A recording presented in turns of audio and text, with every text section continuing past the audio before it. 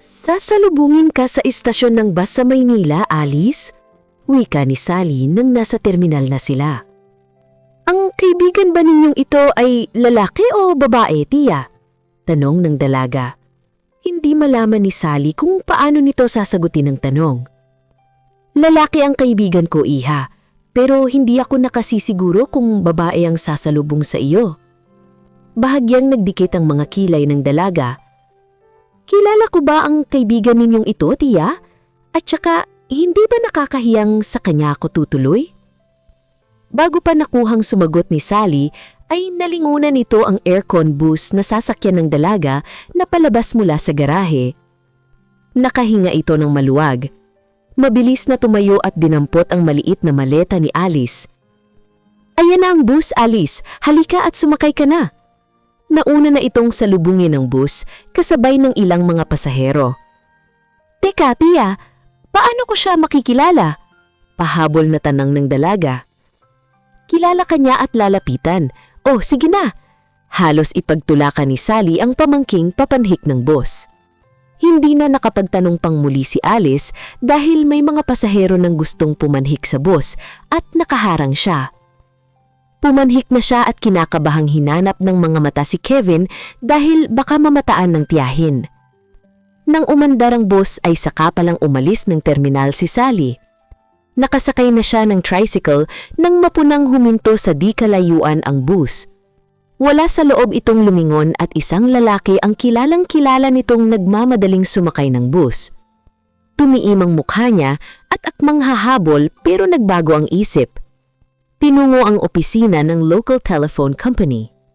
Sa bus ay tumabi kay Alice si Kevin. Hindi ka ba nakita ng Tia Sally? Nag-aalalang tanong ni Alice dito. Paalis na siya nang lingunin ko. Nakangising sagot nito. At saka kung makita man niya ako, may magagawa pa ba siya? Tumanaw sa labas ng bintana ang dalaga. Minsan man sa buhay niya ay hindi niya nagawa ang ganito, ang maglihim sa tiyahin. Pagkatapos ay muling bumaling sa nobyo. May sasalubungin sa akin sa estasyon ng bus, Kevin? Ano? Nabitin sa ere ang bag nitong ipinapanhik sana sa baggage grill. Sino naman?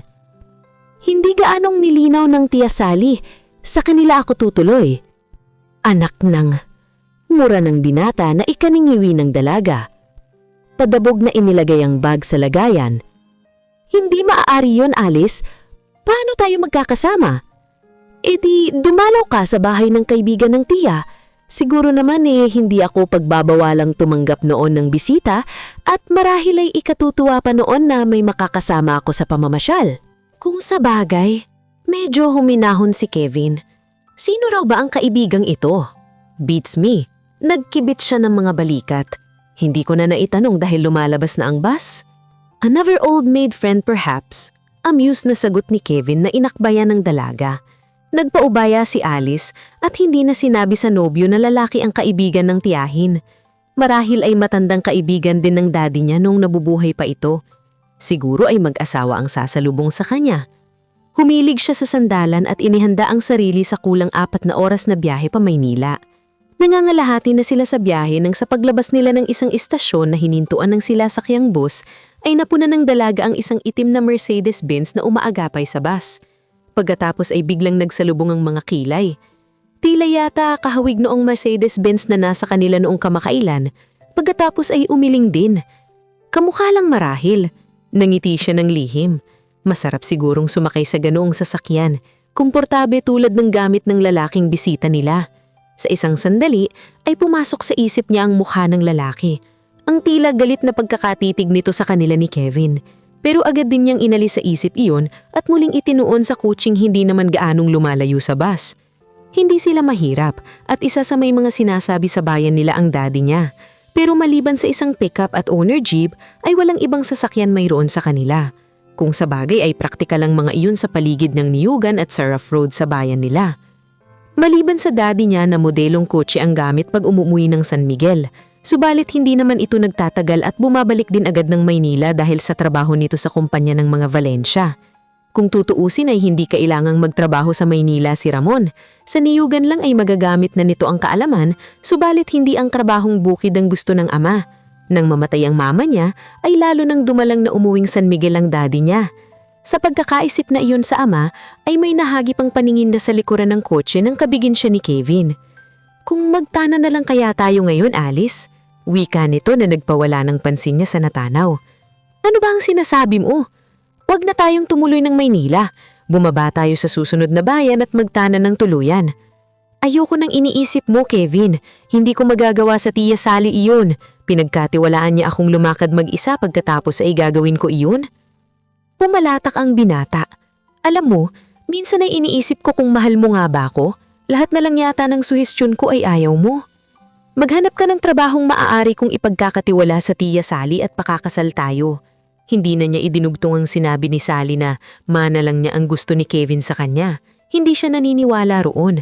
Hindi iyon ang pagkakakilala niya sa kasintahan. Totoong palikero ito pero hindi marahil mapagsamantala. Sinabi mo yan, pagbabalik natin ng San Miguel ay tatanggapin ko na ang alok ng tiyuhin kong pangasiwaan ng hardware nila at hindi mo natatanggihang pakasal sa akin. Hindi na sinagot ng dalaga iyon at inihilig ang ulo sa balikat ng nobyo. Hindi na niya namalayang nakatulog siya. Ginising niya si Alice nang pumasok sa terminal ang bus. Nandito na tayo, Alice. Banayad nitong yugyug sa kanya. Okay. Marahan siyang nagmulat ng mga mata. Inikot muna ang paningin sa loob ng bus at pagkatapos ay sa labas ng bintana. Hindi agad sila umalis sa bus upang huwag makipagsiksikan sa ibang mga pasahero. Binuksan ang bag at inayos ang sarili. Itinali ang mahabang buhok. Let's go. Yakab ni Kevin na isinabit sa likod ang knapsack nito at inabot sa itaas ang maleta niya. Sino kaya ang sasalubong sa atin? Well, I hope na hindi kanya makilala. Baka kilala ko, Kevin, dahil kilala raw ako, sabi ng tiya. Baka mamaya taga-atin at makita ka at magsumbong sa Tia Sally. Naisip ng dalaga sa huling sandali at nag-aalalang nilingon ang kasintahan. Malalaman natin. Isa pa, hindi ako nag-aalala dahil pakakasalan naman kita. Sa ibaba ng bus ay iginala ng dalaga ang paningin sa pagbabaka sakaling makilala ang sasalubong sa kanya. Miss Alice Montales, isang may gulang na lalaki ang nasa harap niya. Oho, ako na po. Ito ba ang salubong niya? Ang kaibigan ng Tia Sally niya? Marahil ay malapit na sa 40 ang edad. Nasaan ang maleta ninyo? Nilingon ng dalaga si Kevin. Sinundan ng lalaki ang mga mata niya at nalaman na maleta niya ang hawak ng kasintahan. Inabot ito mula sa binata. Nasa parking po ang sasakyan. Halina kayo. Paano ako? Si Kevin na hinawakan siya sa braso. Saan tayo magkikita? Paano ko malalaman kung saan ka nakatira? Naguguluhang umiling ang dalaga. Bakit ba napayag-payagan pa niyang sumama ang kasintahan? Tiyak na malalaman ito ng tiya niya. Tiyak na tatawag ang tiya niya sa kaibigan upang itanong kung nakarating na siya at mas o menos ay sasabihin nitong may kasama siya. At bibigyan lang niya ng alalahanin ng matandang babae. Sasamaan kita siya kung saan ka dadalhin ng lalaking iyan. Ano ang malay ko kung iyan nga ang sinabi ng tiya mong sasalubong sa iyo? Umagapay ito sa paglakad niya habang sumusunod sa lalaki. Hindi pa sila gaanong nakalayo nang napuna ng dalaga ang sasakyang tinutungo ng lalaki. Ang Mercedes na itim. Bahagya siyang umiling. Maraming Mercedes na itim, ani niya sa sarili. Nang napagtuunan niyang pansin ang sticker na nakadikit sa salamin sa likod ng kotse, parang logo ng kumpanyang pinagtrabahuan ng daddy niya. Oo nga, biglang napagtanto ng dalaga. Parang napuna na niya kanina iyon nang natapat sa bus pero nabaling kay Kevin ang pansin niya. Natitiyak kong iyan nga ang susundo sa akin, Kevin. Bulong ng dalaga sa kasintahan. Paano mong natiyak yun? Ganting bulong ng binata. Bago pa makasagot ang dalaga ay bumukas ang pinto at sa ikalamang pagkakataon ay muling nakita ni Alice ang lalaking bisita ng Tia Sally niya. Nahinto siya sa paghakbang and held her breath. Sa pagkakataong ito ay sinuyod niya ito ng tingin. The man must be 29 or 30. He had the height. Ang mga matay kasing itim ng uwak and a face that's startlingly rugged at kinakabahan siyang di mawari dito. The man is formidable. A dangerous male species. Inihahayag ng mukha nito ang ruthlessness. Sino ang lalaking ito? Paano naging kakilala ng tiya Sally niya ang taong ito at hindi niya nalaman?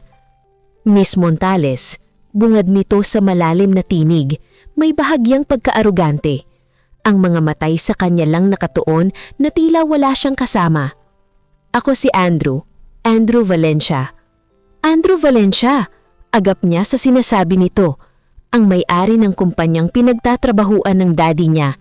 Bagaman ito lamang ang pangalawang pagkakataong nagkatagpo sila ng Andrew na ito, ay hindi iisang beses niyang narinig na nagkwento ang ama niya tungkol dito. Bakit hindi ka pa magpabukas, daddy? Bakit kailangang bumalik ka kaagad ng Maynila? Saad ni Alice sa ama. Kailangan, Alice, 2 araw lang ang ibinigay na leave sa akin ni Andrew Valencia.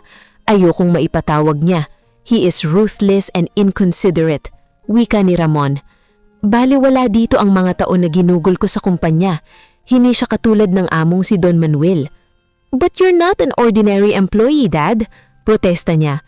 Manager ka ng isa sa mga branches ng kumpanya nila.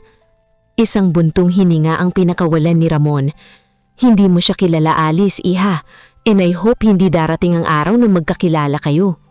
Tumikhim si Andrew na nagpabalik ng isip ni Alice sa kasalukuyan. Nilakihan ng lalaki ang bukas ng pinto ng kotse. Sumakay ka na, Alice. Naguutos ang tinig nito na inalis ang Miss Montales at ginamit ang pangalan niya.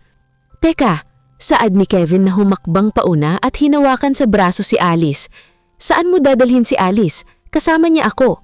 Walang emosyong tumingin kay Kevin si Andrew. Hindi sinabi sa akin ni Sally na may kasama si Alice, mister. Ang imbitasyon ko'y para lamang sa kanya. Wika nito sa magalang na paraan pero gustong panginigan ng laman ni Alice sa paraan niyang pagkasabi. At nakita niyang bahagyang napaatras si Kevin. Kasama ko si... Balak niyang pagsamahin ang kasintahan kung saan man siya dadalhin ng lalaking ito. Nakararamdam siya ng hindi maintindihang takot para dito. My hospitality do not extend to a male companion, agap ni Andrew sa sasabihin ni Alice. Please, nakikiusap ang tinig niya. Kung hindi siya maaaring sumama, siguro ay maaari niyang malaman kung saan ako nakatira. Magkasintahan kami. Na para bang ang huling sinabi niya ay proteksyon laban sa lalaking ito. Nakita niya ang bahagyang pagtaas ng kilay nito. Isang tarheta ang dinukot ni Andrew sa bulsa ng polo shirt at inaabot kay Kevin. Nariyan sa tarhetang iyan ang address ng bahay ko. Formal nitong sinabi. Pagkatapos ay muling nilingon si Alice at hinawakan ng door handle ng kotse upang papasukin na ang dalaga. Isang mahabang paghinga ang pinakawalan ng dalaga. Pakiramdam niya'y nasa loob siya ng isang kulungan at kinakapos ng hangin. Sinabi ni Sally na masunurin kang bata, Alice, pero mukhang hindi alam ng tiya mo ang mga bagay na ginagawa mo sa likuran niya. Ani ni Andrew na nilingon siya. Bahagyang pinamulahan ng mukha si Alice sa sinabi nito, kahit paano ay nakaramdam ng guilt. I saw your car in San Carlos. Nauutal niyang sinabi. Iniwas sa kanya ang usapan.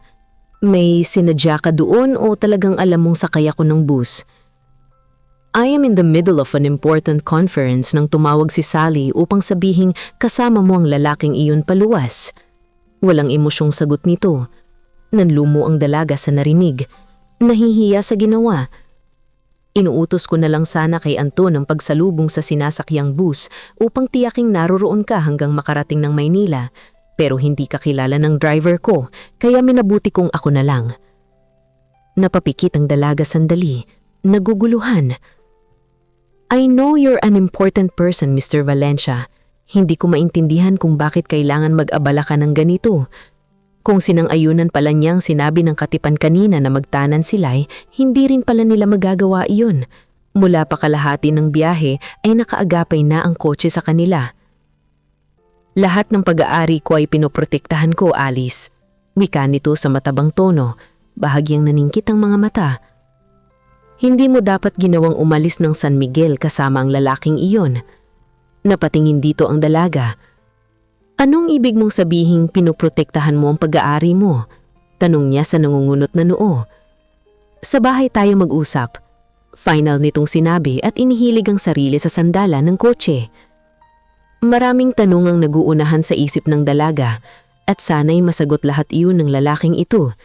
Hindi nagtagal ay pumasok sila sa Corinthian Garden Gustong malula ng dalaga sa mga naglalakihan at naggagandahang bahay na tila nagpakaligsahan sa isa't isa. Hindi siya lumaki sa maliit na bahay. Ang Villa Manuela ay may 5 silid sa itaas at 2 sa ibaba, pero namangha siya sa bahay na pinasok nila. In ultra-modern structure, in soft beige and white paint. Ang tigulan ng bubong ng mansion ay napakamahal na. 3 pang sasakyan ang nasa malaking garahe na sa tingin niya ay puro mga mamamahalin. Knowing that this man is very rich is different from really seeing it. Hindi ako maaaring magtagal, Alice. Wika nito nang nasa loob na sila ng mansion. May isang meeting akong nagsisimula na sa mga oras na ito. Sinulyapan nito Murelo sa braso. Make yourself comfortable. Ituturo sa iyo ni Trining ang silid mo. Pero, mag-uusap tayo mamaya pagdating ko. Hindi lang maaaring i-postpone ang meeting na ito. Wika nito sa kanya at pagkatapos ay muling lumabas ng mansion. Dadalhin ko na sa itaas ang maleta ninyo, ma'am. Napalingon ng dalaga sa babaeng dumampot ng maleta niya. Ikaw ba ang si Trining? Opo, ang mayordoma dito. Sumunod ho kayo sa akin. Nagpatiuna itong limakad patungo sa malaking hagdang paikot. Carpeted ang gitna.